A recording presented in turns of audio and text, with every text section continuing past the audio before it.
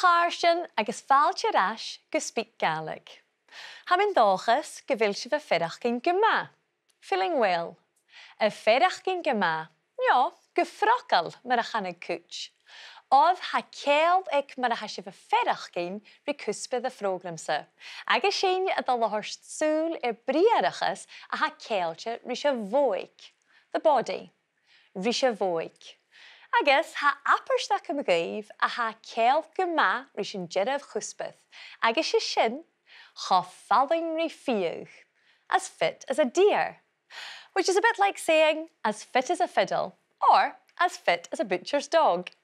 Cha falling rí fiúg. Ha mi smúneach go bhfuil na haperstin Gaelic go tríoch nas cálare na cúit genuine bhearla. Agus leis go bhfuil ha chumagin táiseach agus an tuilleadh dúnsaach. We'll talk about parts of the body in Gaelic. Ring a man, Jew. The bhfuil do glún na seaar. Hai tá na seaar. Calum Maclean is back on the Isle of Skye. And we'll discuss appearance and ability. Féimi mi fásnas Eilean agus barach échcursí dhéanú. Dis han támán cynneach ag rí cúteigin a haid a súr a gáil sa Gaelic. Agus ha mér dhétálachte fáilte a chud Claire NicLeòid. Dis mistáisi sin a capadaigh Claire, seo bicin fistraí a bhíad beach gainort.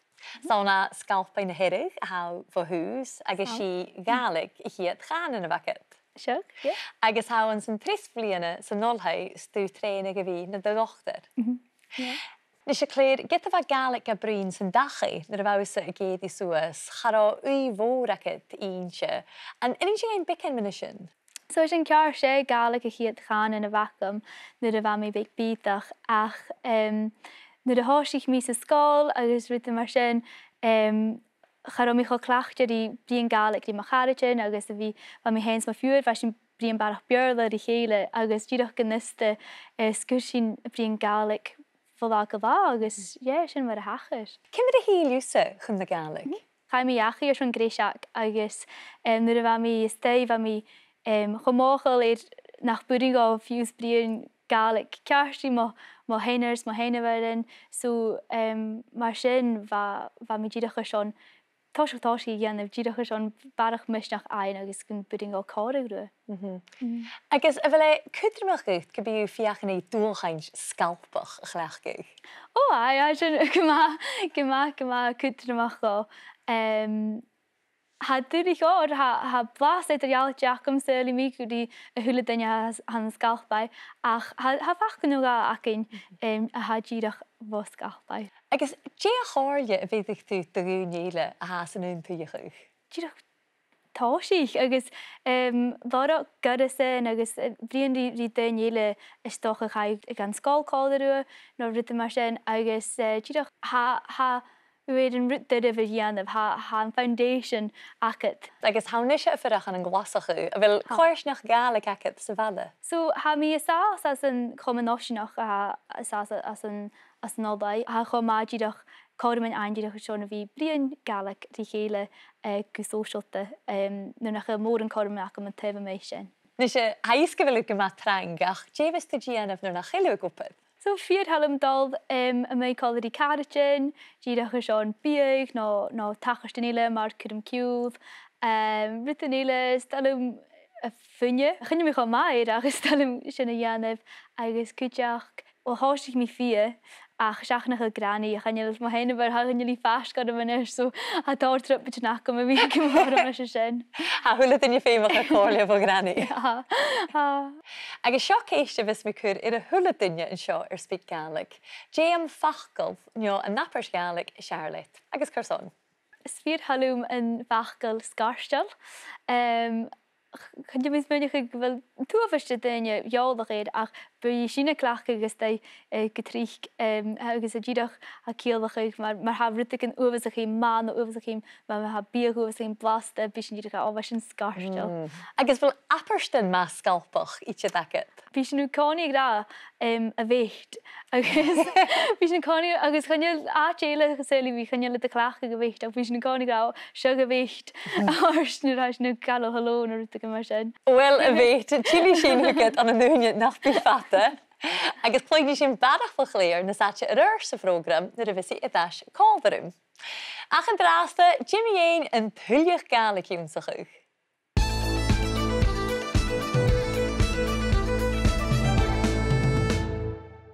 Let's start at the top with your head. Let the cheann, and a question we often ask a friend or a family member. I bhfuil ceann gorst orst. Do you have a sore head? I bhfuil ceann gorst orst. Gorst is the word for sore. If we're complaining of discomfort or pain in the body, we often use orst to say that something is on us. Maar I bhfuil ceann gorst orst. However, we can also talk about our bodies using a simpler construction. Ha mo glún gorst. My knee is sore. Ha mo glún gorst. Another good example of this is ha mavach gorst. My throat is sore. Ha mavach gorst. Gaelic has lots of wonderful idioms which feature different parts of the body, and I'll share some of these with you. Tron is the Gaelic for nose, but gave san trónne means that he was offended. Literally, he took it in the nose. Gave san trónne. Now another one you'll likely know is that láv is the Gaelic for hand, and láv an nuachgad is the upper hand. Láv an nuachgad. We can use this in a descriptive manner to say hua the láv an nuachgad is, which means that she got or gained the upper hand on him. Hua the láv an nuachgad is. Let's turn to the Gaelic for eye now. Súl, súl. And when it's paired with the verb hodd, which means give or take, and the preposition éith, on, it takes on a new meaning. Hodd súlid. Look at or have a look at it. Hodd súlid. And an toddu súlid, which means will you take a look at it? An toddu súlid. To answer yes to an toddu súlid, we say fydd mi súlid. I will. I'll take a look at it. Fydd mi súlid. To answer no, it's chathodd mi súlid. No, I won't. I will not take a look at it. Chathodd mi súlid. And if you're talking in the past tense, you'd say hook mi súlid. I took a look at it. Hook mi súlid. Now, you'll already know the Gaelic word for ear, close, and sense of hearing is claisneach, claisneach. Together, they provide us with a phrase I'm going to ask you to do for the next few minutes. Cúm close ri claisneach. Keep an ear to the ground, or listen out for something. Nach cúm síomhse close ri claisneach, agus feichgah dé na huicisiv dé na chóirúch.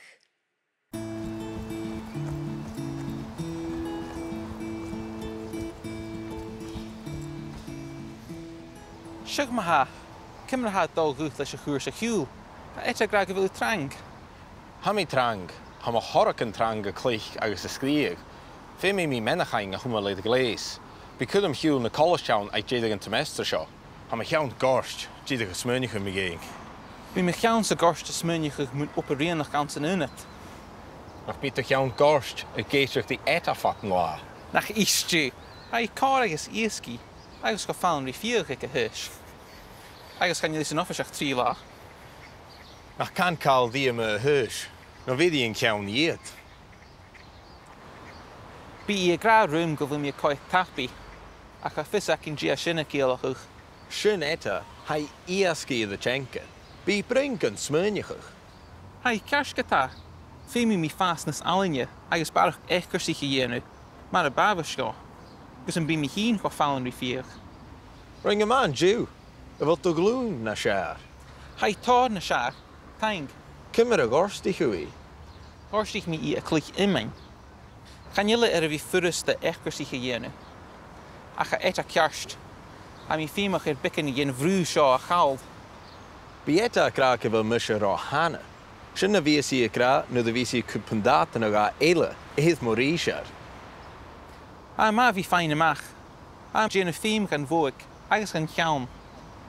Ba mi gle fesol idd cosiach na moni yn colydd I mahydd, agus chlich mi rugby sy'n sgol.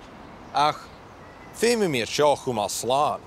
Cha fi mor yn ffeimos na coracyn, me hysys cwtioch yn ora am y scrum. Har sŵl fel fysrach ych mw klasich yn echger sich am sy'n ynet. Fer mi sŵl yn na hwrs a hitch mi stiach. Ych mi sŵl idd a fala am sy'n na jaconi, ach, har o mor yn sy'n. Fel ysr son barach echger sich I hianw. Ha mi yn biach y gol gw clas Pilates. Pilates? Siawch. A ma'r son yn drwma, agos ar son súpeltioch. Siar gos o glwys at mas fast na glwn i'n racer I ysg. Hi mi ag aichiru. Cheery.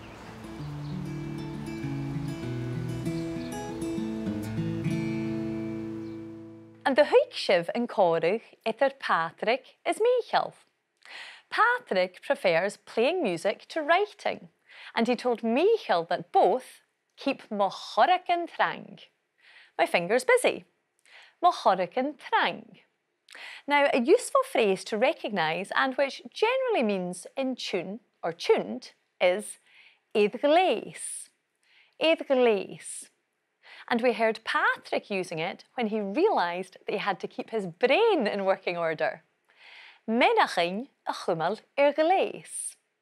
Menachin a chumal gleis. Both Patrick and Michael joked about sore heads. Patrick, because he was so busy. Ha my llawn gorscht. My head is sore. Ha my llawn gorscht. And Michael, from too much admin. Be mo llawn sa gorscht. My head will be hurting. Be mo llawn sa gorscht. Note the s that Michael used for emphasis here. Mo llawn sa.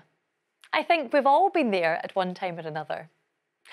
It's also worth noting that although our example uses the future tense, the sense is habitual. My head usually hurts. We also heard another couple of idioms which were quite descriptive. Fydd yn cawn iad. She'll bite your head off. Literally, she'll take the head off you. Fydd yn cawn iad. And a second one, also about Eta, who is seemingly iasgi edha chenga.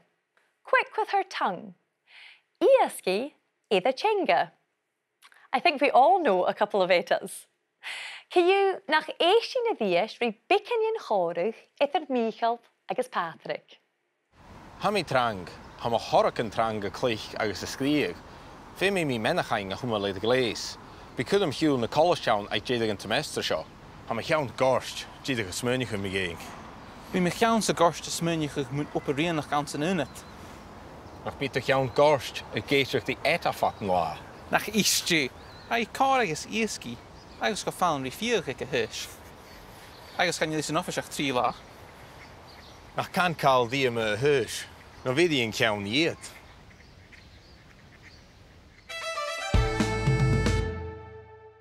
Jimmy a golf on an cudioch Calum MacIlleathain the east, and I believe that our roving reporter hasn't moved since we last saw him.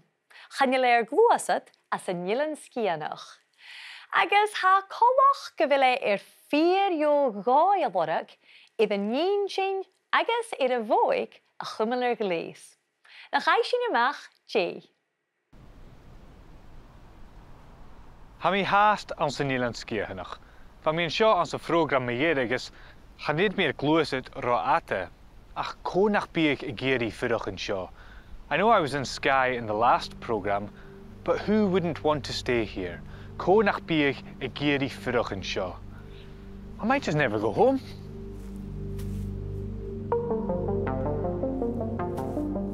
Ach ha chudromach bhíos a gáil scríb go áitichen ha pís amach as a rád. In seoir se áite fear nach bí mór an uile I dul. Out of the way places or hidden gems. Áitichen a ha pís amach as a rád. Gyma trich chanéil céim cosise ná frí rád, a path or a track, céim cosise ná frí rád rí lorg na cuairstan seo. Sé carn sánichte a ha fanéirc na hiileanich a bhíos a mú cuairst, a specific cairn, carn sánichte. Ha fianniu chavór an geochainechuig, forgotten an geochainechuig, get a ham a húlse go ddíirech ferin dú. Carraigh tríantanach í. A triangulation pillar. Carraigh tríantanach í.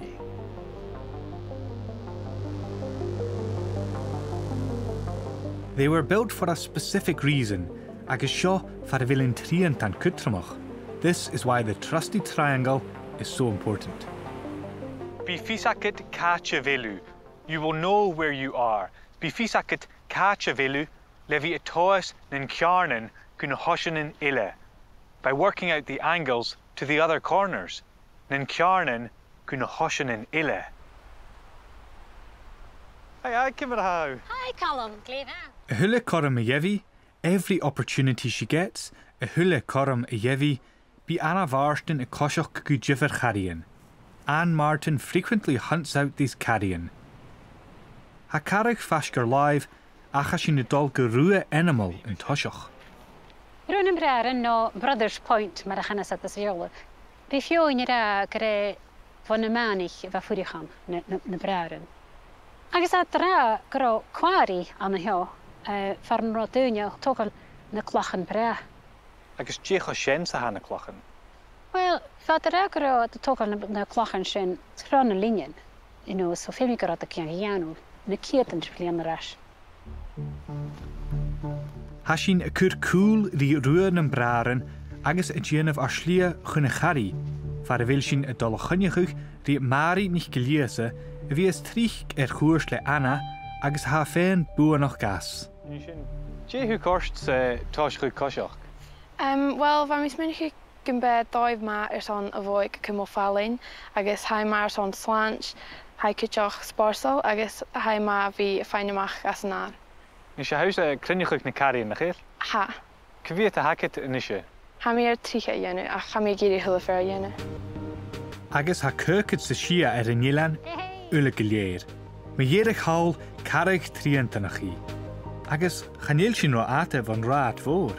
We're not too far from the main road. Chanéil sin rá ata van rád fór. Eilean Sgitheanach. Ha ruan an braren hia sa sin is sinne huas an seo. San féin go na carraighean, chanéimú bhí chofalín rí fiach. Gaharraigh ma had chofasc an rád le sinnéad seo. You don't have to be as fit as a fiddle to get to a trig pillar, especially this one. Now, there are probably more impressive viewpoints in Eilean Sgitheanach, although this one isn't bad at all. Ach an carraigh seo chudromach san a bhí a cúmal ar mapichin chearst. Keeping our maps right. A cúmal ar mapichin chearst. Agus a cúmal doine chearst, contorst in loib a chéile, allowing them to meet each other in loib a chéile, agus contorst amach as an dachíon. Aye, stocha contorst mi héin a tuilleadh fian. Joy, ha céisteach am gut. In tricig tú héin, cómarom, go carraigh tríantanach í?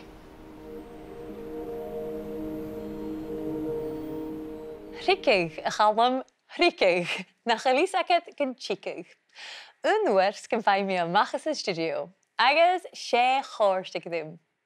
And thanks to Calum's diligence, we now know that a carraigh tríantanach í is a triangulation pillar. Carraigh tríantanach í. We also learned that a path or a track is a céim cosise.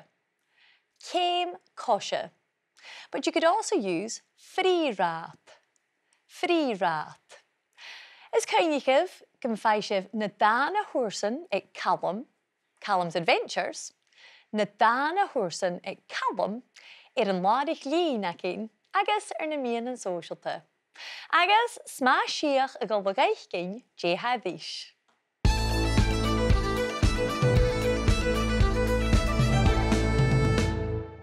Ha Claire cóbharúm inise, agus Claire chunig sin Calum sin Eilean Sgitheanach sé cha fadain rí fiach. Dí how héna díana ver son cummal fadain? Sfiúr heile medal a machar seán bhrúidh ach uaireann bhí mi caran leis go seán sin. So chofat ha mi dal a machar seán cuairt Jimmy Hill an áte fiús a seán carseán na huairach gach lá. Ha mi talige go leor leis sin. Agus san na Sgalpaigh a how héin. Dé chóir sa Charlotte. An Sgalpaigh, no?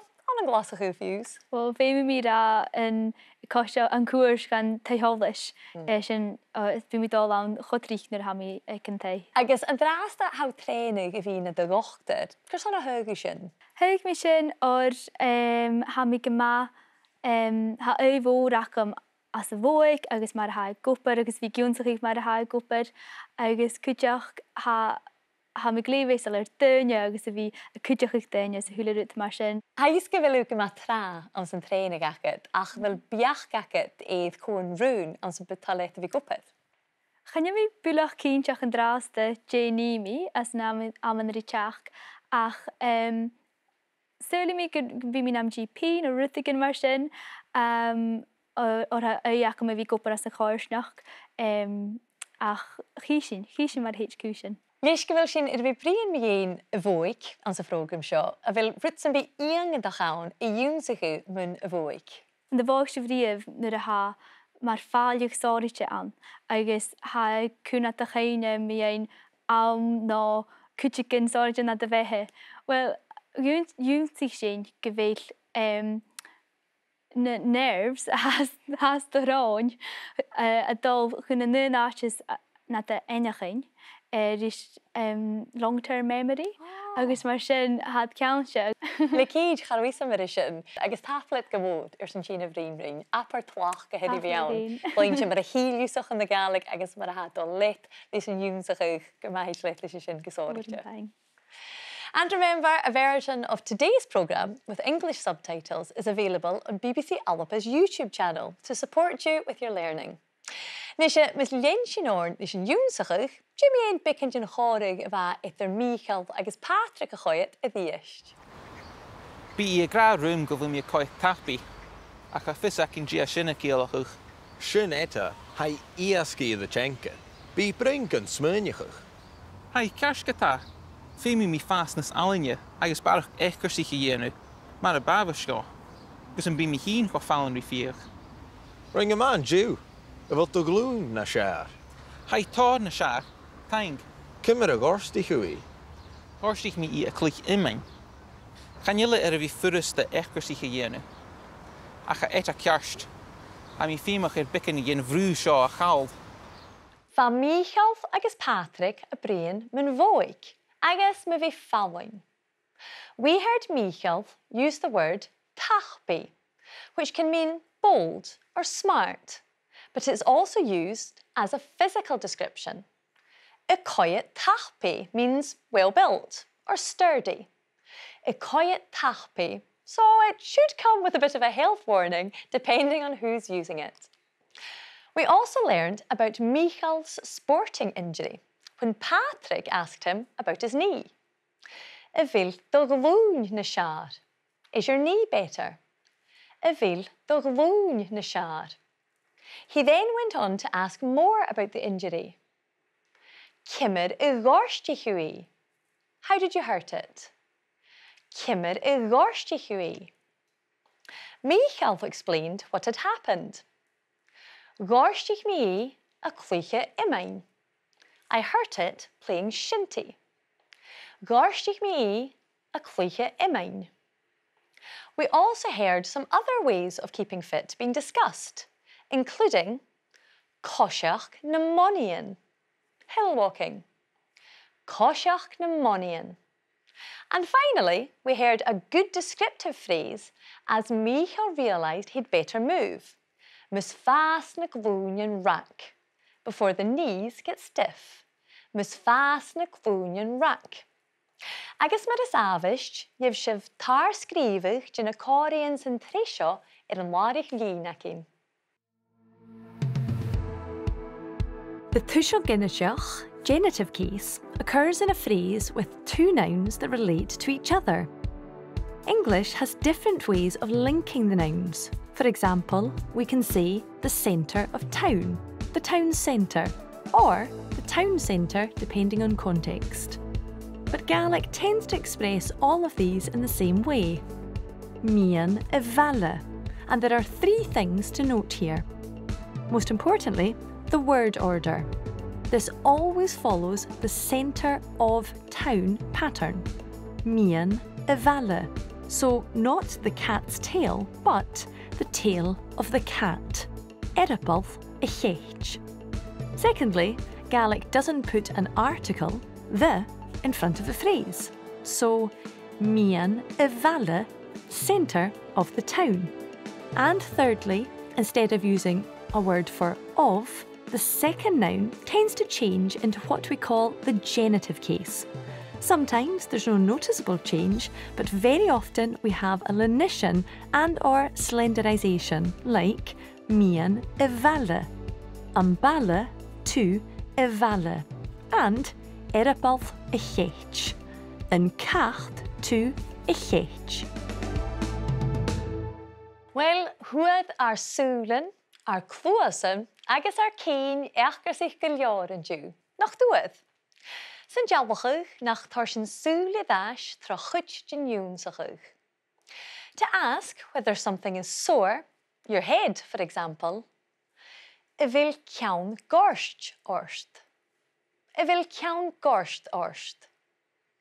If you want to say that a certain part of your body is sore, such as your knee, it's hamoghlún gorst. Hamoghlún gorst. We've learnt some idioms featuring the body. He took it in the nose. He was offended. Gaves an tróne. Gaves an tróne. You should also be familiar with the phrase, look at it. Hodd súlíð. Hodd súlíð. And I'll take a look at it. Veith mi súlíð. Veith mi súlíð. Well, Garston, ga een program seo seachat an an pripig na súla, in the blink of an eye, an an pripig na súla. Cainigh gan fai se fiesracha go leoríle lorg SpeakGaelic, agus na mian an socialta acin. Ha podcast in SpeakGaelic rin fein BBC Sounds, agus ha na program in fat an san tre iPlayer of BBC. Remember that you can also access a subtitled copy of this episode and every other episode in the series on BBC Alpa's YouTube channel, and you might find that provides a little bit of extra support for your learning. Gus an cynnig sin a ddies maha, mar sin leif yn draste.